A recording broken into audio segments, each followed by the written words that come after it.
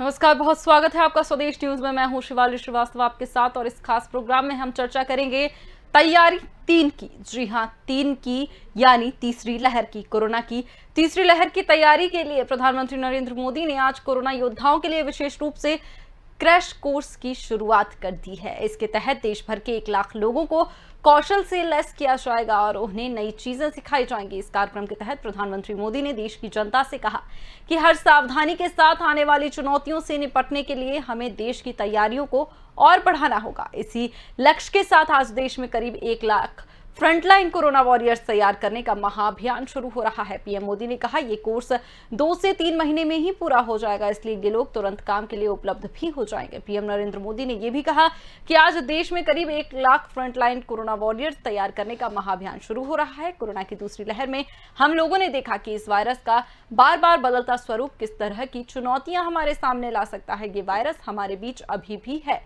और इसके म्यूटेंट होने की संभावना अब भी बनी हुई है। चर्चा की शुरुआत करेंगे, लेकिन उससे पहले देखिए ये खास रिपोर्ट। प्रधानमंत्री नरेंद्र मोदी वर्कर्स के लिए विशेष रूप से तैयार किए गए इस क्रैश कोर्स प्रोग्राम का शुभारंभ वीडियो कॉन्फ्रेंसिंग के जरिए किया।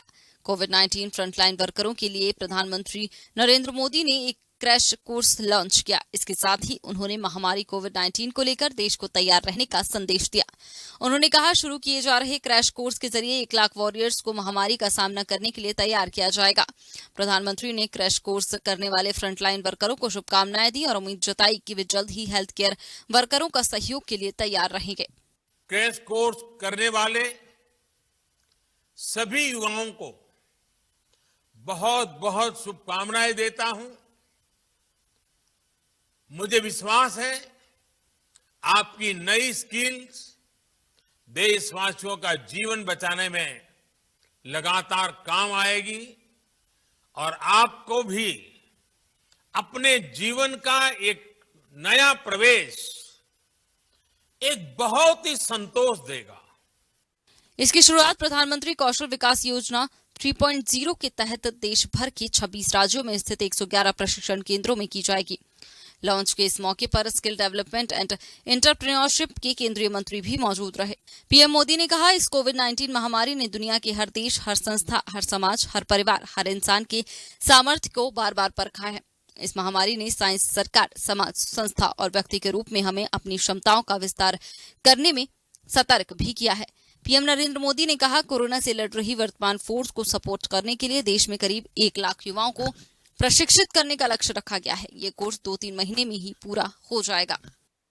हमारे ये साथी संक्रमण को रोकने से लेकर दुनिया के सबसे बड़े टीकाकरण अभियान तक में बहुत महत्वपूर्ण भूमिका निभा रहे हैं। मौसम की स्थितियां, भौगोलिक परिस्थिति कितनी भी विपरीत हो, ये साथी एक एक देशवासी के सुरक्षा के लिए दिन रात जुटे हुए हैं। गांवों में संक्रमण के फैलाव को रोकने में, दूर सुदूर के क्षेत्रों में, पहाड़ी और जनजातीय क्षेत्र में टीकाकरण अभियान को सफलतापूर्वक चलाने में हमारे इन साथियों ने बहुत बड़ी भूमिका अदा की है। पीएम नरेंद्र मोदी ने कहा, इस अभियान से कोविड से लड़ रही हमारी हेल्थ सेक्टर की फ्रंटलाइन फोर्स को नई ऊर्जा भी मिलेगी और हमारे युवाओं के लिए रोजगार के नए अवसर भी बनेंगे।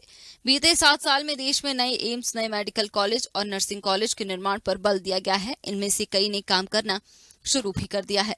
इस अभियान से स्वास्थ्य के क्षेत्र में श्रम शक्ति की वर्तमान और भविष्य की जरूरतों को पूरा करने के लिए कुशल गैर चिकित्सा स्वास्थ्य कर्मियों को तैयार किया जाएगा। ब्यूरो रिपोर्ट, स्वदेश। तो कोरोना से तीसरी लहर की जंग के लिए 1 लाख वॉरियर्स तैयार होंगे। पीएम मोदी ने एक और महाअभियान का ये आगाज कर दिया है। इसी मुद्दे पर करेंगे आज चर्चा में हमारे साथ शामिल होने के लिए डॉक्टर शिखा सचान जुड़ गई हैं, कोविड एक्सपर्ट हैं। वहीं ओमकार नाथ सिंह, कांग्रेस प्रवक्ता भी हमारे साथ जुड़े हुए हैं। बहुत बहुत स्वागत है आप दोनों का स्वदेश न्यूज में। डॉक्टर शिखा, सबसे पहले आपसे मेरा सवाल, जिस तरह से आज ये महाअभियान का आगाज किया गया है पीएम द्वारा, डॉक्टर्स कैसे देखते हैं इस तरह को, क्योंकि कोरोना काल में भयावह स्थिति है जो डॉक्टर्स ने अपने आंखों के सामने देखी है। जी, देखिए, ये एक प्रकार का युद्ध है, एक बीमारी है जिसने पूरे विश्व को अपने चपेट में लिया हुआ है। और ये एक तरीके से युद्ध है जिसमें कई लोग फ्रंट लाइन पे लड़ रहे हैं, और उसमें उसी कड़ी में डॉक्टर्स भी इसका हिस्सा बने हैं। और ये बहुत ही अच्छी बात है, प्रशंसनीय बात है कि हमारे प्राइम मिनिस्टर ने हमारे इस पूरे योगदान को स्वीकारा और इस महाअभियान का हमको अहम हिस्सा माना। और इससे बहुत ही पॉजिटिव संदेश पूरी जनता में जाएगा, क्योंकि जब हमारी कंट्री के इतने बड़े हेड हैं, जब वो हमारे समर्पण को और हमारे कार्य को सराहते हैं, तो कहीं ना कहीं एक संदेश बहुत अच्छा कम्युनिटी में जाता है। और ये पूरा अभी लड़ाई खत्म नहीं हुई है और अभियान अभी जारी है। और इस अभियान में पहली कड़ी बचाव ही है, तो ज्यादा से ज्यादा लोगों को समय से टीकाकरण लग जाए और तो हम इस बीमारी से बच सकते हैं। और ये एक बहुत ही अच्छी पहल है। जी बिल्कुल मैम, क्योंकि डॉक्टर्स को हमने देखा है हर वक्त, अगर देखें तो भगवान की तरह ही हमारे सामने डॉक्टर्स खड़े हैं जिन्होंने आज इतने लोगों की जान बचाई है। ओमकार जी, किस तरह से आप देख रहे हैं इस महाअभियान को? देखिए, महाअभियान तो बहुत से चलाए हैं प्रधानमंत्री जी ने, लेकिन मुझे किसी का ये नहीं दिखा कि कोई बहुत असरदार अभियान उनका रहा। ये जरूर उनके स्वागत करने वाली बात है कि उन्होंने डॉक्टर्स को सराहा है, और इसमें कोई दो राय नहीं कि डॉक्टर्स और फ्रंट लाइन मतलब जितने हेल्थ वर्कर्स हैं उन सबका योगदान बहुत रहा है। अपनी जान बिखेर के उन्होंने इस बीमारी का मुकाबला किया है और आगे भी करेंगे। उनकी जितनी सराहना की जाए वो कम, लेकिन उनको वो सुविधाएं तो कम से कम मिलनी चाहिए जिससे कि वो मरीजों का मुकाबला कर सके, मरते हुए मरीजों को बचा सके। ऑक्सीजन की कमी है, टीकाकरण में शिथिलता है, दवा नहीं मिल पा रही है, बेड्स की कमी है जिसकी वजह से मरीज नहीं भर्ती हो पा रहे थे। तो ये सब चीजों का सरकार को इंतजाम करना चाहिए और इसको सरकार को वार बेसिस पे करना चाहिए, क्योंकि ऐसी आशा की जा रही है कि तीसरी लहर आ सकती है। अब वो तीसरी लहर आएगी तो कुछ लोग कहते हैं बच्चों को प्रभावित करेगी, कुछ लोग कहते हैं कि नहीं करेगी, लेकिन अभी तय नहीं है। बट लेकिन जो वैज्ञानिक के प्रमुख सलाहकार मिस्टर राघवन है, उन्होंने इस बात को बताया था बहुत पहले ही कि तीसरी लहर के आने की संभावना है और उसको कोई इनकार नहीं कर सकता। अब उसके बाद आईएपी ने कहा कि बच्चों पे असर हो सकता है। कुछ और ऑर्गेनाइजेशंस ने देखा, जो कर्नाटक की जो एक ऑर्गेनाइजेशन है, जीनोम कंफर्मेशन करती है, कोविड जीनोम कंफर्मेशन करती है, डॉक्टर रवि हैं उसके नोडल ऑफिसर, उन्होंने बताया कि ऐसा देखने में आया है कि 4% पहली बीमारी बच्चे संक्रमित हुए थे, दूसरी बीमारी में 10 से 15% हुए, दूसरी लहर में। तीसरी लहर अगर आती है तो इससे ज्यादा होने की संभावना, और वो लग यूं रहा है कि देखिए टीकाकरण हो रहा है तो ये 18 साल तक के बच्चों का ही हो रहा है, उसके पहले नीचे तो हो नहीं रहा है। तो जो इसमें हो जाएंगे वो तो बच सकते हैं। अब इन बच्चों में कितनी गंभीरता आती है उसकी और कितनी नहीं आती है तो समय बताएगा, लेकिन जो पिछड़ा अनुभव रहा है उसमें एक संस्था ने ये बताया है कि 10 से 15 करीब 4% बच्चे ऐसे थे जो गंभीर बीमारी का शिकार थे, और जो बड़े क्या कहते हैं मरीजों को परेशानी होती थी वो उनको हुई है, वो 10 से लेकर 16 साल तक के बच्चों को। तो इससे इनकार नहीं किया जा सकता कि बच्चे प्रभावित नहीं होंगे, बच्चे प्रभावित हुए भी हैं। तब अब चूंकि बच्चों के पास कोई सेफ्टी आप मेजर हम दे नहीं रहे, अभी एक इंजेक्शन भारत बायोटेक का ट्रायल हो रहा है 2 से 18 साल के बच्चों के लिए, लेकिन अभी वो हुआ नहीं है। तो जब तक वो ट्रायल पूरा नहीं होता है, बच्चों को लगना नहीं शुरू होता है, तब तक बच्चे तो बेचारे अनसेफ है ना, बाकी लोग तो सेफ हो रहे हैं। अब उनको सेफ करने के लिए सरकार की सबसे बड़ी जिम्मेदारी ये है कि सरकार उसको एक योजना के तहत टीकों को लगाए, क्योंकि प्लानिंग डिपार्टमेंट का काम खत्म हो चुका है और सरकार के पास कोई प्लानिंग नहीं रहती है। इसकी वजह से समस्याएं हुई। जब पहली लहर आई तो आपने देखा कि उसके बाद सरकार अपना पीठ थपथपाने लगी और वो विजय भाव करने लगे और इंजेक्शन जो बनने हैं उसका कोई उन्होंने ठीक है ओमकार जी। डॉक्टर शिखा हमारे साथ लगातार मौजूद हैं। डॉक्टर शिखा, दूसरी लहर आई, कोरोना की पहली लहर भी हमने देखी, दूसरी लहर भी देखी, जी। डॉक्टर्स के सामने कितनी बड़ी चुनौती थी, क्योंकि यहाँ मरीजों की संख्या बढ़ती ही जा रही थी, डॉक्टर्स भी परेशान हो रहे थे, मरीजों की जान भी बचानी है, हर तरह की सुविधाएं, स्वास्थ्य सुविधाएं भी मुहैया करानी है। और साथ ही मेरा एक सवाल ये भी कि जिस तरह से ये कहा जा रहा है कि तीसरी लहर भी आने वाली है, बच्चों को भी प्रभावित कर सकती है ये लहर, तो ऐसे में डॉक्टर्स कैसे देख रहे हैं इस चीज को कि कितनी और चुनौती बच्चों की लिहाज से अगर हम बात करें तो डॉक्टर्स के सामने है? देखिए, जैसे कि आपको पता ही है कि कोविड एक अति गंभीर बीमारी है, और मैं चूंकि एक क्रिटिकल केयर एक्सपर्ट हूँ, जो कि मेरा काम हमेशा अति गंभीर मरीजों को ठीक करना, मरीज जो हमेशा वेंटिलेटर पे रहते हैं या अदर लाइफ सपोर्ट सिस्टम में रहते हैं, तो मेरा काम ही रोज का यही है कि सबसे गंभीर मरीजों को डील करना। लेकिन जो ये कोविड नामक जो बीमारी आई, इसके इतने सारे कॉम्प्लिकेशंस, अलग अलग ऑर्गन्स पे कई प्रकार से इतना डैमेज होता था कि ये मेरे जैसे लोगों के लिए भी काफी एक निराशाजनक और चुनौती जनक विषय था। और पहली जो लहर आई थी वो काफी भयानक थी, उसमें काफी लोगों को इतना भयानक लंग डैमेज होता था कि उन्हें हमें हाई ऑक्सीजन सपोर्ट, और उसके बाद सपोर्ट बढ़ाते बढ़ाते कई बार मरीज वेंटिलेटर पे भी जाते थे। तो निश्चित ही वो पहली बार चुनौती थी। उसके बाद जब फर्स्ट वेव खत्म हो गई, हम लोग थोड़े सुकून से हो गए और थोड़े ढीले पड़ गए। लेकिन जो सेकेंड वेव आई, वो ये समझिए कि पहली वेव तो ऐसा लग रहा था कि जैसे ट्रेलर था, और असली पिक्चर या असली जो भयावहता तो सेकेंड वेव में आई, इसमें कोई दो राय नहीं है। और क्या चुनौती जो सेकेंड वेव में हमें जो सबसे बड़ी चुनौती ये मिली कि जाहिर सी बात है, एकदम से इतना ज्यादा मैसिव सर्ज हुआ कि ऑक्सीजन खत्म होने लगी, बेड्स मिलने बंद हो गए पेशेंट्स को। और सबसे जो एक चिंताजनक विषय थी कि जो सेकेंड वेव में पेशेंट आए थे वो पिछली वेव के मुकाबले लगभग 1 दशक छोटी उम्र के थे। पिछली फर्स्ट वेव में जो पेशेंट्स थे वो लगभग 50 वर्ष से ऊपर के थे, और साथ में उनमें से काफी पेशेंट्स को जो कि अति गंभीर थे, उन्हें साथ में कोई और कोएग्जिस्टिंग बीमारी जैसे डायबिटीज या हाइपरटेंशन की सिवियर बीमारी थी। लेकिन सेकेंड वेव में बहुत सारे यंग लोग 30s में, इवन 25-26 ईयर्स के भी आए, तो ये हमारे लिए एक बहुत बड़ी चुनौती थी। और हालांकि क्योंकि हमने पहली बार से सबक ले लिया था, तो as doctors we were more equipped to treat. लेकिन हाँ, दूसरी बार हमें संसाधनों की बहुत कमी पड़ी, और संसाधनों, सरकार ने बहुत मेहनत की, लोगों, बहुत सी प्राइवेट सेक्टर्स, कंपनीज ने, बड़े बड़े इंडस्ट्रियल हाउसेज ने भी बहुत मेहनत की, लेकिन हाँ, संसाधन जुटाने में हमें टाइम लगा। और उस दूसरी लहर से हमने ये सबक लिया कि अब तीसरी लहर अगर आती भी है तो वो कमजोर पड़े, इसलिए ज्यादा से ज्यादा संख्या में लोगों को वैक्सीनेट कराना हमारी प्रायोरिटी है, हमारी और सरकार की, सबकी प्रायोरिटी है। दूसरा, ये कहा जा रहा है, अभी इस बात की कोई पुख्ता सबूत नहीं है कि बच्चों में ये लहर बहुत भयानक रूप से आएगी, लेकिन चूंकि ऐसा हुआ कि सेकेंड वेव में जो लोग थे उनकी एवरेज आयु वो पहली वेव में संक्रमित लोगों से कम थी, इसलिए इस बात की आशंका जताई जा रही है।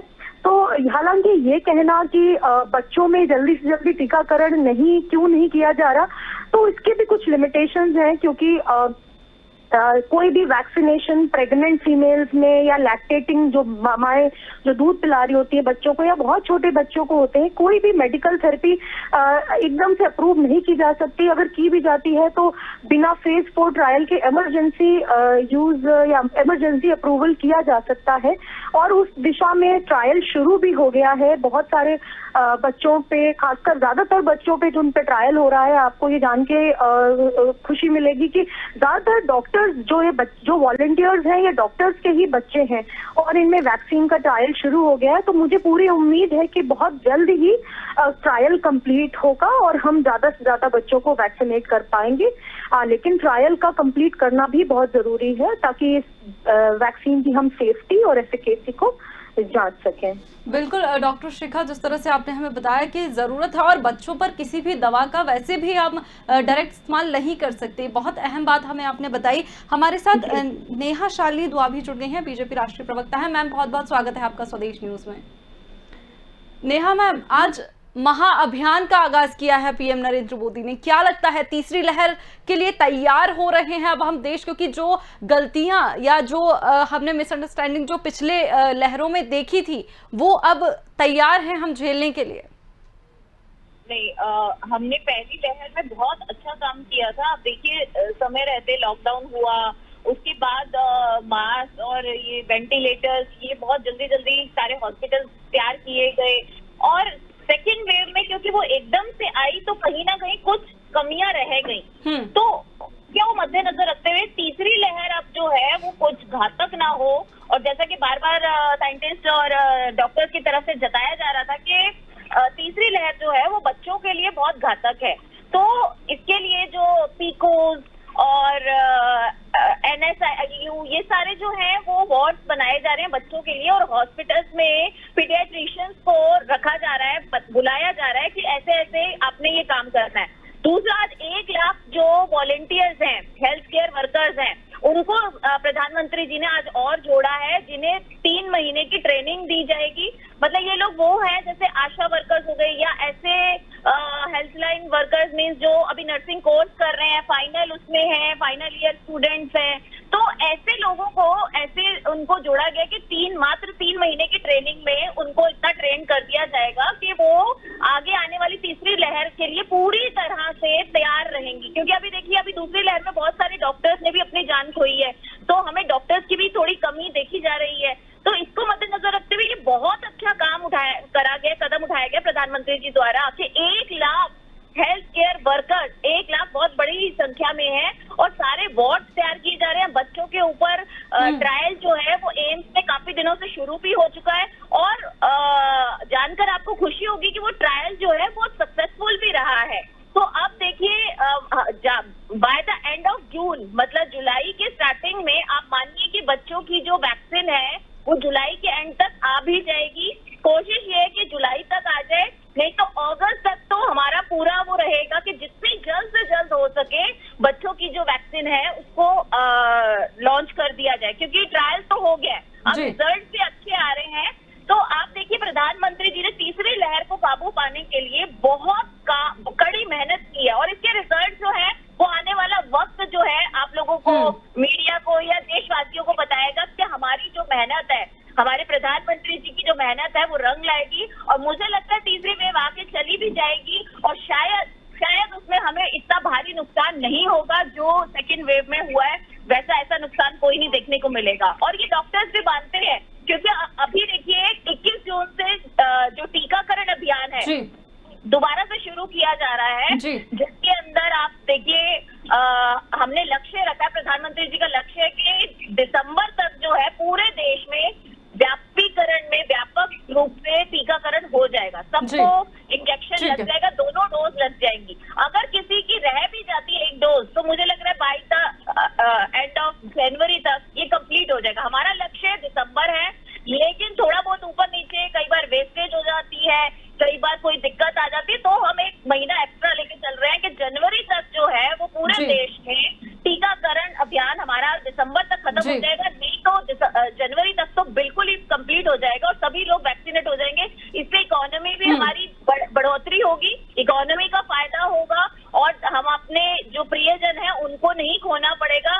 जो दूसरे लहर में काफी प्रियजन लोगों के गए हैं, वैसे कुछ नहीं होगा। और बच्चों के लिए तो ये बिल्कुल घातक नहीं होगी, सिर्फ ये हमारी कामना है कि बच्चे सुरक्षित रहें, उसकी भरपूर प्रयास जो है प्रधानमंत्री जी की ओर से किए जा रहे हैं। और सभी राज्यों के मुख्यमंत्रियों को भी कह दिया गया है कि आप भी अपनी तरफ से जो बेड्स का इंतजाम है, वेंटिलेटर्स का इंतजाम, या बच्चों के लिए पेडियाट्रिशियन, नर्सेज, उसी टाइप से ये अभियान को जोर दिया जा रहा है। मॉनिटरिंग खुद इसकी पीएम कर रहे हैं कि 3rd वेव जो है वो हमारे देश में आने ना पाए, आ जाए तो कोई ज्यादा जान माल की हानि ना हो, ना ही बच्चों पे इसका कोई खास असर हो। और ये कहना कि 3rd वेव सिर्फ बच्चों के लिए है, ये भी कहीं तक सही नहीं है, क्योंकि अभी एम्स के एक डॉक्टर ने रिसर्च की है, उसके अंदर बताया गया है कि ये जो 3rd वेव है ये बड़ों को भी हो सकता है, मतलब इसमें कोविड जो है वो बड़ों को भी हो सकता है, सिर्फ बच्चों के लिए ही नहीं है। जी बिल्कुल बिल्कुल नेहवान, क्योंकि हम भी प्रधानमंत्री जी की तैयारियां पूरी हैं। अब देखते हैं कि वक्त बताएगा कि जो तैयारियां हैं उसमें हम कितने खरे उतरते हैं। हम तो दावे से कह रहे हैं कि हम खरे ही उतरेंगे, लेकिन हम आपको वक्त के ऊपर छोड़ते हैं। वक्त आपको दिखा देगा कि तीसरी लहर में प्रधानमंत्री जी की ओर से तैयारियां और भाजपा शासित राज्यों की तरफ से ओमकार जी क्या कहिएगा? ओमकार जी, तैयारियां पूरी हैं। नेहा मैम कह रही हैं कि पीएम मोदी खुद मॉनिटरिंग कर रहे हैं पूरी की तीसरी लहर आने ना पाए, और आए भी तो कब निकल जाए पता ना लगे, इतना नुकसान ना हो। ये अच्छी बात है, अगर ऐसी बात है तो बहुत अच्छी बात है, लेकिन जो रफ्तार टीकाकरण की है 30 से 34 लाख रोज लग रहे हैं, उसके हिसाब से दिसंबर तक कुल 60 करोड़ लोगों को टीकाकरण लग पाएगा। आपको 100 करोड़ लोगों का टीकाकरण करना है कम से कम, और 100 करोड़ के लिए ये आवश्यक है कि प्रतिदिन आप 80 से 90 लाख टीकाकरण अगर करेंगे तभी जाके ये हो पाएगा, तो नहीं हो पाएगा। जी ओमकार जी, वैक्सीन की महत्ता आप समझ रहे हैं ना, वैक्सीन की महत्ता आप समझ भी रहे हैं और समझा भी रहे हैं, लेकिन तब भी भ्रम फैला रहे हैं वैक्सीन पर। ओमकार जी कैसे चलेगा? नहीं, कहाँ भ्रम फैला रहे हैं? भ्रम तो हमने फैलाया नहीं, कहाँ फैलाया? ओमकार जी, ट्वीट लगातार आ रहे हैं कांग्रेस की तरफ से। वो ट्वीट हमारे क्या है? वो तो ट्वीट क्या कहते हैं, सरकार करा रही है। सरकार की ही तो बात कर रहे हैं, पार्टी की ही तो बात कर रहे हैं हम आपकी। सरकार को आरटीआई में ऐसी इन्फॉर्मेशन देने की क्या आवश्यकता थी? आपकी पार्टी की बात कर रहे हैं, कांग्रेस पार्टी की। नहीं, मेरी पार्टी की बात कर रही हैं। मेरी पार्टी ने तो उस आरटीआई की इंफॉर्मेशन को ही तो वो किया है ना, तो सरकार को ऐसी आरटीआई में इंफॉर्मेशन। अरे ओमकार जी, को जिम्मेदारी बनती है ना अपनी भी, लोगों में हेजिटेंसी को दूर करिएगा कि और फैलाइएगा। जिम्मेदारी बनती है, लेकिन सरकार को तो ये चाहिए था ना कि आरटीआई जिसने दिया है जवाब, उसकी तो अकल होनी चाहिए थी। सारी जिम्मेदारी कांग्रेस की बनेगी और सरकार की कोई जिम्मेदारी नहीं बनेगी। सरकार ने इतना जो बढ़ा दिया, जो उन्होंने सिस्टम किया, अगर आप उसी दिन वो कर देते कि इसका ये मतलब है और पूरा जवाब दे देते तो शायद ये बात ना होती। उन्होंने तो खुद ही कह दिया उसके अंदर के है, और उसके बड़ा छोड़ दिया। जब चिल्लाने लगे लोग तो उन्होंने पूरा वो क्या कहते डिटेल दिया। वही डिटेल अगर आरटीआई में दे देते तो कोई दिक्कत थी? तो आपने भी तो शगुफा छोड़ दिया पहले और वापस ले लिया फिर। नहीं, तो ले लिया उन्होंने, क्या बात करती है? दिखाइए। नेहा जी जवाब दीजिए। जी नहीं, आपको एक चीज बता दें, कुछ सुझाव ले लीजिए। आप बहुत अच्छा बोल रही हैं, प्रवक्ता बोलते हैं ये भाजपा की वैक्सीन है, लड़ने से काम नहीं चलेगा। आगे आने वाले के लिए इन्होंने इसके अंदर बछड़े का सिरप वो है, मांस है, लड़ने से काम नहीं चलेगा। मैं आपको 2-3 राय दे रहा हूँ, मैं 2-3 राय दे रहा हूँ टीकाकरण की। अगर आपको पसंद आ जाए तो कृपा करके उसको आप अपने यहाँ बता दीजिए।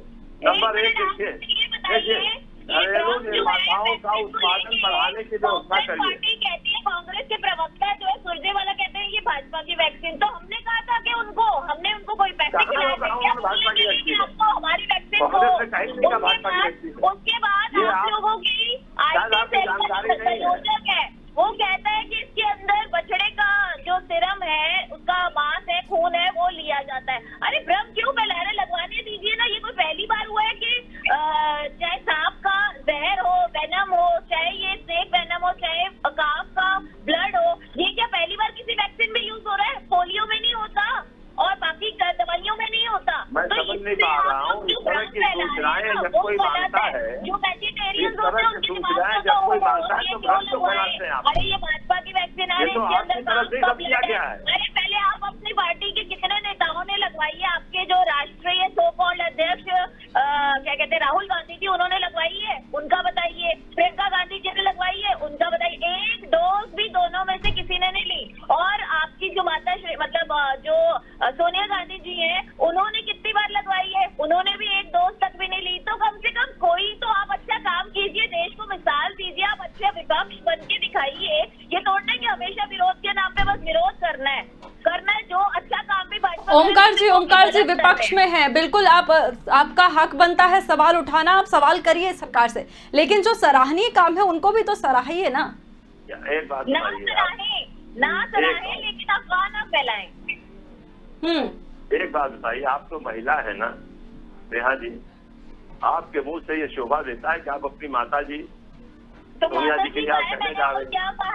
नहीं बहन, इतना टॉन्ट नहीं अच्छा लगता। इतना टॉन्ट सुनिए, इतना टॉन्ट नहीं अच्छा लगता है। अरे आप टॉन्ट जिससे की बात बात कर रही मेरी हैं, माता जी उसकी का माता वो है, नहीं हो और वो सकती। मेरी माता तुल्य ही है। उसकी बहन तो हो और सकती है, अगर उसकी मैंने माता नहीं हो उसकी सकती, वो सोनिया हमारी गांधी हम उम्र को है। माता जी कह दिया तो क्या समझ गई गलत आप? कहा? तो इसलिए कभी बात जब किसी के सामने बात करिए तो उसको देख लीजिए कि वो कितनी उम्र का आदमी है, तो उससे बात कीजिए। तो मेरे को यही नहीं समझ बबीता- आ रहा, बताइए बबीता इसमें जरूर गलत रखना क्या? चलो आप लोगों को प्रॉब्लम ये है कि भाजपा कुछ भी कह रही थी, आपको ये नहीं कहना चाहिए कि गलत बात आपने किया है। शर्म आनी चाहिए आपको अगर आप ये कह रही हैं। आप हमारी लड़की की उम्र की हैं, आपको इस तरह की बात बुरा नहीं लग रहा है, करनी। मम्मी कह दूं? मैं जो बता सोनिया रहा हूँ, गांधी जी, आप हमारी लड़की की उम्र की हैं, नहीं तो आप बताइए, थोड़ा इस तरह से बात मत कीजिए। ओमकार जी ठीक है, लेकिन मेरे सवाल को इधर उधर मत ले जाइए, मेरा मुद्दा जो है उसी पर रहते हैं। हाँ, मैं जवाब दे रहा हूँ जी। मतलब इनको समझा रहा था, मैं जवाब दे रहा हूँ। देखिए, राहुल गांधी ने टीका लगवाया कि नहीं लगवाया, सोनिया जी ने लगवाया कि नहीं लगवाया, प्रियंका जी ने लगवाया कि नहीं लगवाया, ये वही जवाब दे पाएंगे, हम नहीं दे पाएंगे। लेकिन उनके न लगवाने से ये कहाँ हो रहा है कि टीके में लोग कह रहे हैं कि हम नहीं लगवाएंगे। टीका तो आपको लगवाना है ना।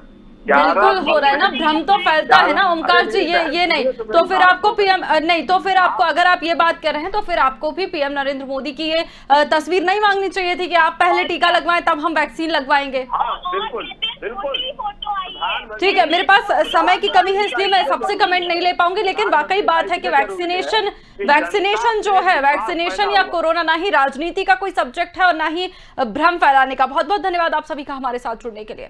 तो प्रधानमंत्री नरेंद्र मोदी ने आज कोरोना योद्धाओं के लिए विशेष रूप से तैयार क्रैश कोर्स की तो शुरुआत की। इसके तहत देश भर के 1 लाख लोगों को कौशल से लैस किया जाएगा और उन्हें नई चीजें सिखाई जाएंगी। इस कार्यक्रम के तहत देश की जनता से हर सावधानी के साथ आने वाली चुनौतियों से निपटने की भी बात पीएम मोदी ने कही है। बहरहाल देखने वाली बात यही होगी कि योजना तीसरी लहर से लड़ने के लिए कितनी कारगर साबित होगी। जब तक के लिए अपना ख्याल रखें, मुझे दीजिए इजाजत। देखते रहिए स्वदेश न्यूज। नमस्कार।